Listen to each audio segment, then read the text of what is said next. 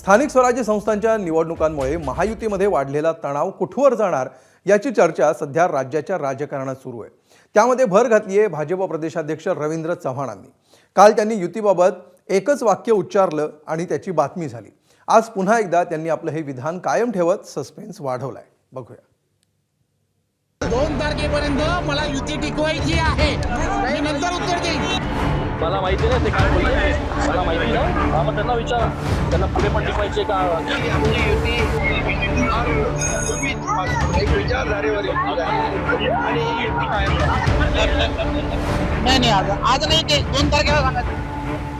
कल्याण डोंबिवलीनंतर कोकणातही महायुतीत संबंध ताणले गेले आहेत। यावर भाजप प्रदेशाध्यक्ष रवींद्र चव्हाण यांना विचारायला गेलेल्या माध्यमांना त्यांनी हे असं उत्तर दिलं।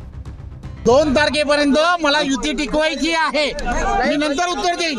खरं का? पण निलेश राणे जे म्हणतात ते खरं आहे का? खोटं आहे। 2 तारखेपर्यंत मला युती टिकवायची आहे, मी नंतर उत्तर देईन। खरं का? पण निलेश राणे जे म्हणतात ते खरं आहे का? खोटं आहे। आता चव्हाणांनी युतीबाबत इतका सस्पेन्स क्रिएट केल्यावर उपमुख्यमंत्री एकनाथ शिंदेंना विचारणं क्रमप्राप्त होतच।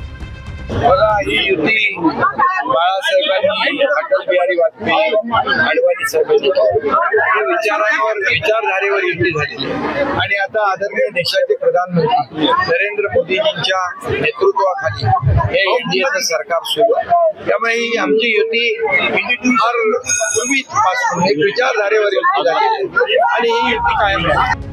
शिंदेंनी अशी सामोपचाराची भाषा केल्यानंतरही चव्हाणांनी काही माघार घेतली नाही। जे काही होईल ते 2 तारखेलाच असं ते पुन्हा म्हणाले आहेत।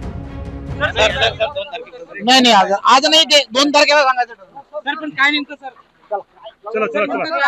चला ह्याला घे ना सर। काय अर्थ समजावं सर? नेमकं काय? 1 मिनिट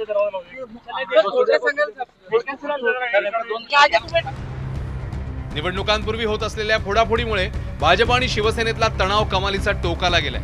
त्यातच आता खुद्द रवींद्र चव्हाण काहीतरी मोठं घडणार असल्याचे संकेत सातत्याने देत आहेत। त्यामुळे 2 डिसेंबरला महाराष्ट्रात आणखी एक राजकीय भूकंप पाहायला मिळणार अशी चर्चा राजकीय वर्तुळात सुरू झाली आहे। ब्युरो रिपोर्ट, एबीपी माझा। एबीपी माझा, उघडा डोळे बघा नीट।